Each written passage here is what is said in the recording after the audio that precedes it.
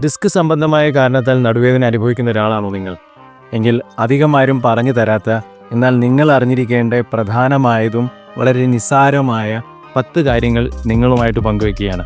ഇതിപ്പോൾ നടുവേദന ഇല്ലാത്ത ഒരാൾക്കാണ് ഈ 10 കാര്യങ്ങളും ഉള്ളത് എങ്കിൽ അധികം വൈകാതെ ഒരു നടുവേദന നിങ്ങൾക്ക് വേണ്ടി കാത്തിരിപ്പുണ്ട്.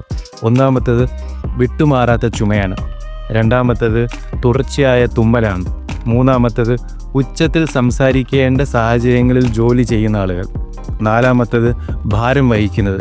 അതിപ്പോൾ കുട്ടിയെ ആയിക്കൊള്ളട്ടെ, കിടപ്പ് രോഗിയെ ശുശ്രൂഷിക്കുന്നതായിക്കൊള്ളട്ടെ, അതല്ല ജോലിയുടെ ഭാഗമായിട്ട് ഭാരം വഹിക്കുന്നതായിക്കൊള്ളട്ടെ. അഞ്ചാമത്തേത് മുൻപിലോട്ട് കുനിഞ്ഞു നിന്നുകൊണ്ട് ജോലിയിൽ ഏർപ്പെടുന്നവർ, വീട്ടമ്മമാരോ അതല്ല എക്സസൈസ് ചെയ്യുന്നവരോ അതല്ല യോഗയിൽ ഏർപ്പെടുന്നവരോ. ആറാമത്തേത് ഒറ്റ ഇരിപ്പ് ഒരുപാട് നേരം ഇരിക്കുന്നവർ. ഏഴാമത്തേത് ഒറ്റ നിൽപ്പ് ഒരുപാട് നേരം നിന്ന് ജോലി ചെയ്യുന്നവർ. എട്ടാമത്തേത് സ്പ്രിങ്ങിൻ്റെ മെത്തയിലോ അതല്ല സോഫ്റ്റ് ഫോം മെത്തകളിലോ കിടന്നുറങ്ങുന്നവർ. ഒമ്പതാമത്തേത് വെള്ളം കൂടി തീരെ ഇല്ലാത്ത ആളുകൾ. പത്താമത്തതും ഏറ്റവും പ്രധാനപ്പെട്ടതുമായത് മലശോധനം തീരെയില്ലാത്ത കോൺസ്റ്റിപ്പേറ്റഡ് ആയിട്ടുള്ള ആളുകൾ. ഈ 10 കാര്യങ്ങൾ നിങ്ങൾ ശ്രദ്ധിക്കുക.